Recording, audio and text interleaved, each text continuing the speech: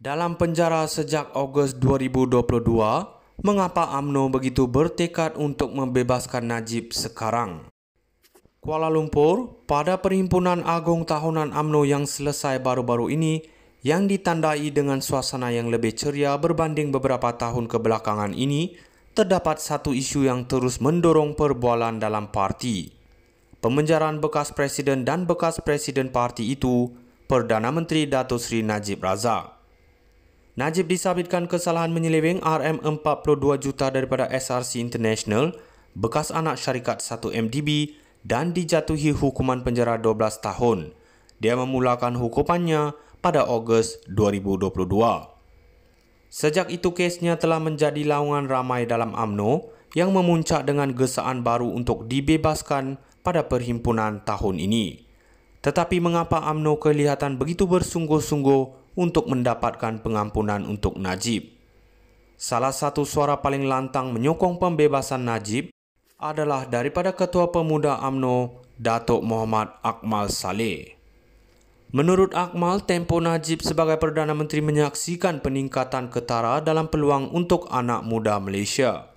Beliau mendakwa membebaskan Najib akan meningkatkan daya tarikan UMNO di kalangan pengundi muda yang melihat beliau sebagai pemimpin yang komited terhadap kemajuan mereka dan seorang yang benar-benar boleh berkhidmat. Sentimen ini disuarakan oleh Setiausaha Agung UMNO, Datuk Ashraf Wajidi Dusuki, yang berkata mendesak pengampunan Najib adalah antara tuntutan tertinggi daripada akar umbi parti. Penganalisis politik Universiti Islam Antarabangsa Malaysia, Syaza Shukri berkata, Najib dianggap sebagai abang besar yang pada pandangan mereka telah banyak berjasa kepada negara. Atas sebab itu, penyokong merasakan dia berhak mendapat belas kasihan. Lebih-lebih lagi, Najib dilihat sebagai satu kuasa penyatuan, sebagai sejenis negarawan. Dia seorang yang baik untuk semua yang dia lakukan untuk Malaysia dan masyarakat Melayu. Ucapan ikhlas Zahid bergema di hadapan hadirin menonjolkan ikatan peribadi dan kesetiaan yang terus memacu sokongan terhadap Najib dalam parti. Paparan emosi ini melangkaui ucapan. Pada perhimpunan itu, video montaj dan penghormatan kepada Najib dipaparkan dengan jelas menarik air mata daripada perwakilan dan mengukuhkan rasa taat setia kepada bekas pemimpin itu. Dalam penjara sejak Ogos 2022, mengapa UMNO begitu bertekad untuk membebaskan Najib sekarang? Kuala Lumpur, pada Perhimpunan Agung Tahunan UMNO yang selesai baru-baru ini, yang ditandai dengan suasana yang lebih ceria berbanding beberapa tahun kebelakangan ini, terdapat satu isu yang terus mendorong perbualan dalam parti. Pemenjaraan bekas presiden dan bekas presiden parti itu, Perdana Menteri Datuk Seri Najib Razak. Najib disabitkan kesalahan menyeleweng RM42 juta daripada SRC International, bekas anak syarikat 1MDB dan dijatuhi hukuman penjara 12 tahun.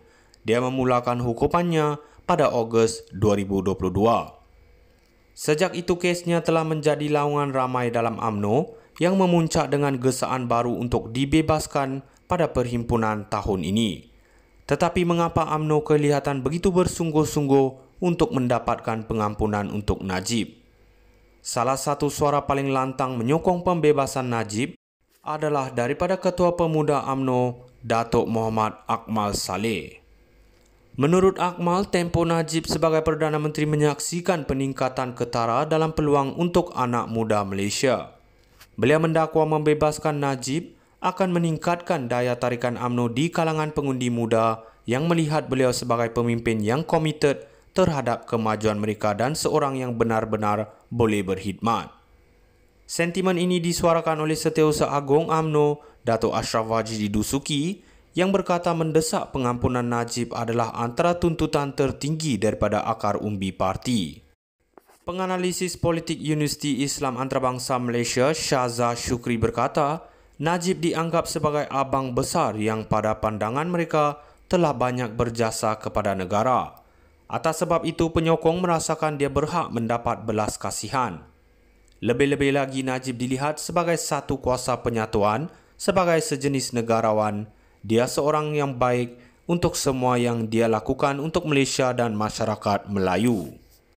Ucapan ikhlas Zahid bergema di hadapan hadirin menonjolkan ikatan peribadi dan kesetiaan yang terus memacu sokongan terhadap Najib dalam parti. Paparan emosi ini melangkaui ucapan. Pada perhimpunan itu, video montaj dan penghormatan kepada Najib dipaparkan dengan jelas menarik air mata daripada perwakilan dan